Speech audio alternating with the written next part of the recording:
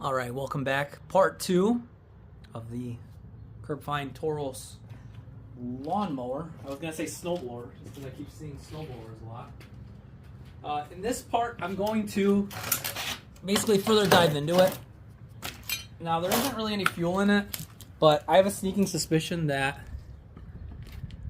the carb is leaking into the actual oil, the gases that is, because if you look, this oil is very kind of watered down-ish, but look how high it is on the dipstick tube. There was a little bit of gas when I found it, and I pulled it over, and I could just smell the gasoline in it. So what I wanted to do is actually get the carb off. I'm going to have to give it an oil change, but I want to get the carb off and actually clean it in the ultrasonic. And then I'm going to run actually a quick test just to make sure to see if it's actually leaking into the oil. If it is, I'll see if it's a possible needle issue, if it's needle and seat, or if it's something possibly else. But I don't think he overfilled it. I think it's the actual gas leaking into the oil. Just wanted to say that. So what I was going to do is just, it's a simple process to get this carburetor off on the Briggs. These quantums are very easy to work on. The only thing is I'm going to get the recoil off. I want to get underneath it just because so I can see a better thing. And also, the bracket for where the actual belt rides underneath, it was bent. I found it on the side with this. Luckily I took it because I kind of had a feeling this was with it. I went in and I actually had a bracket in my parts bin because I've had an engine or two, maybe it was a Kohler, that had the correct actual bracket. So you can see that something was messed with the bracket. I think that's why it doesn't have a belt on it. But that's how the bracket's supposed to look like. So I'll probably install that bracket once I get the belt. What I wanted to do is get my small impact. Makes it a lot easier to remove stuff. And then let me just get this screwdriver here.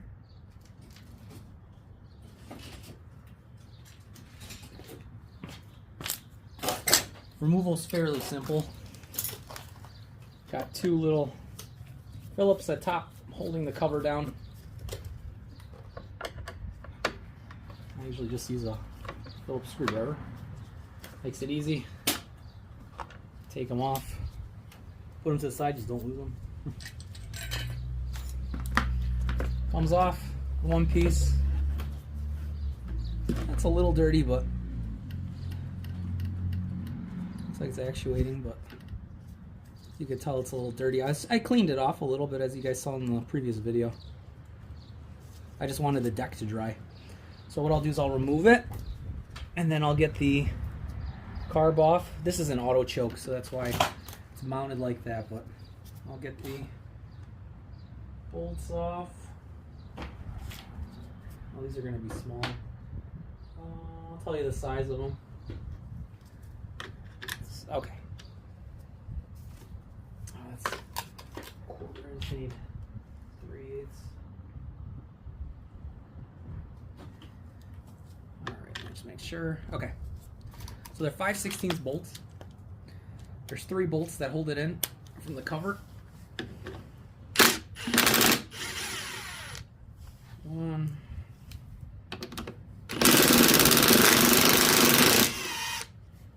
Well, skipped a little bit.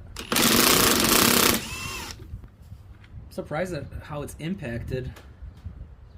I never have impact use that. It looks like there was something put on the bolts. That's why it's impacting so hard. I don't know why. That's why they're impacting hard. I bet you this one's going to do the same thing. Yeah, it looks like some type of thread sealer or some type of thread locker was on it. Not much, or maybe it was a no-seize. Maybe that's no-seize because it's gray. That's very odd. And looking at it, does have a gasket. The gasket looks good. It looks brand new, actually, to be honest with you. Put that to the side. I'll clean that off. And then what I'll do is there's 2 bolts on the back side. I will grab a impact for that. I believe those are 3/8. Yeah, that's gonna be 3/8. Hopefully I can. The one on one side's pretty easy to get to. The other one, I think I might have to use a. Well, actually, you know, maybe I can go straight through, or I might have to use like a swivel. But let me see if I can just angle. This one should be fine. 3/8. I'm sorry, it's up here. What am I doing down there? All right. 3/8. So that one came out fine. The other one, I might have to get a swivel on it. It'll come off, but I just have to swivel it in just because there's a fuel line. So if I can just get it angled correctly, I can just remove it that way. Better yet, I might actually, I think the easier way of doing this is using a 1/4 inch 3/8 with a small extension and getting in between it, and that actually works way better. So I'll use a 1/4 inch extension with a 3/8. It's a small one. It came as a set, and then I'll just break it loose with the 1/4 inch ratchet. That's probably the easiest way to do it because it has just enough clearance where it lines up because it's thin. And just undo it.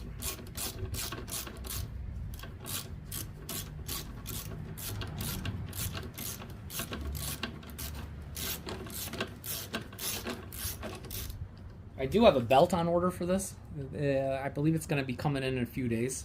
So at least if I can get it to a good running state, I have no problem with it. Worst case scenario, even if there was a transmission issue, I check if I have it. I don't know if I have a transmission, but I had one time a deck like this exact same one. It was just missing a few parts. But if it is a transmission issue, I could always just remove the gears in the front, and then I could just make this a push mower. Or worst case scenario, if the engine's good, I'll basically keep it as an assembly and just have it for parts. But if I can get rid of it, I'll try to get rid of it, honestly. Oh, I forgot to just remove the top bolt here to the auto choke system. And that one, I believe, is a 1/4. This just gets it off the top of the carb itself.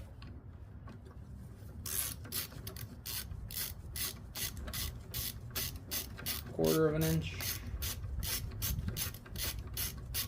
I think it's easier if you just remove it from the actual carb itself. Just leave the auto choke system on it and just leave the auto choke there. Now obviously if I see any other issues, I might take off the top cover just to see what's underneath, but yeah, so this spring's fine. It just springs onto that, and then we just gotta remove the actual part here. I'm going to first remove the fuel line. What I'll do is I'll cap it.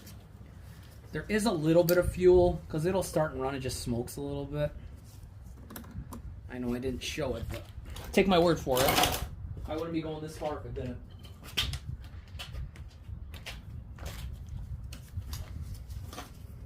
And what I'll do is I'll just grab a pair of pliers here and just remove it.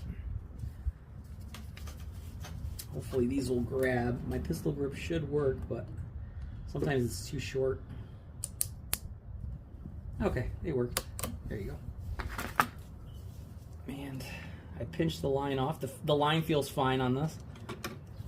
And what I'll do, man, I did not know that there was this much gunk underneath, is get a pair of pliers. Let me see if I can just pop it off. I want a better pair of pliers. Something with an angle.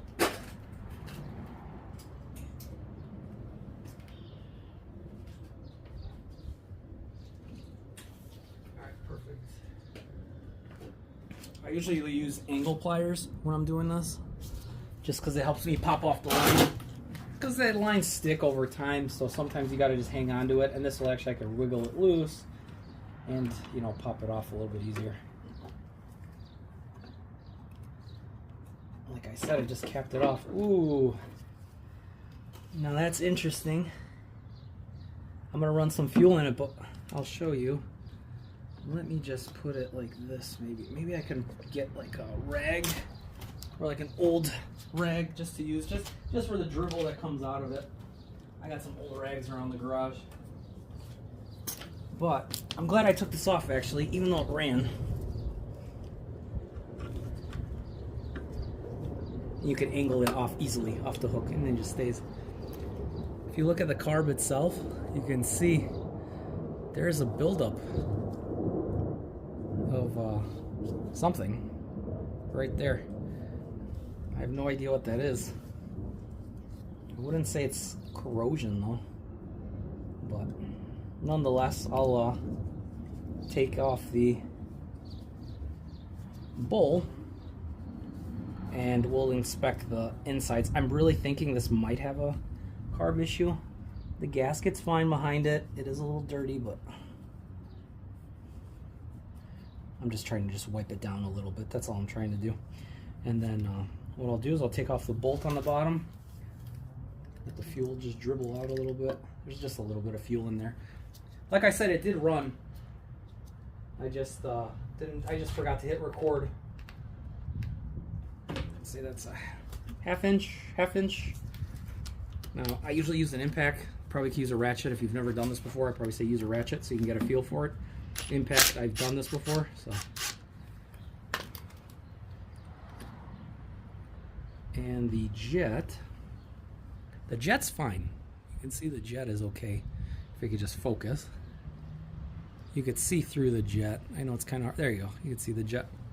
The jet seems fine. So, I mean, there was no running issue when I had it running. Just something.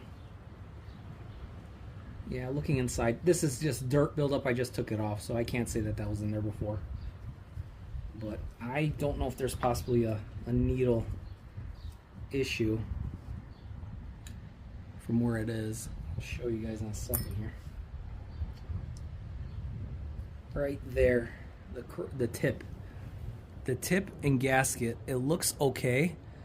I'm gonna clean this out, or I'm gonna put it in the ultrasonic, and then I'm gonna let it, and then I'm just gonna simply just do a blow test on it, which is, I have another fuel line after I clean it out, and I'll reassemble it, and I'll see if the air basically goes through it just by blowing through the one side of the hose.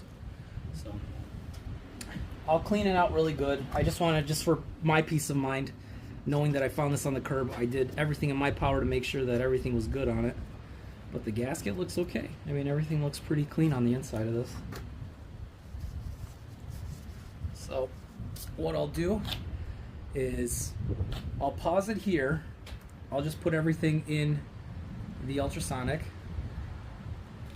And then what I'll do is I'll come back to this. Like I said, I'm going to make this like kind of like a multi-part video. I don't want to make this like a 30-minute video, but yeah, we'll see. I'll come back to this as soon as I test out the carb, so then I know if it's actually legitimately leaking fuel into the actual engine itself, or what the possible issue is with it.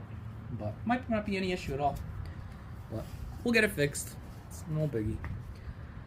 So stay tuned. Hope you guys like this part 2. Part 3 is coming, so stay tuned. Hope you have a great day.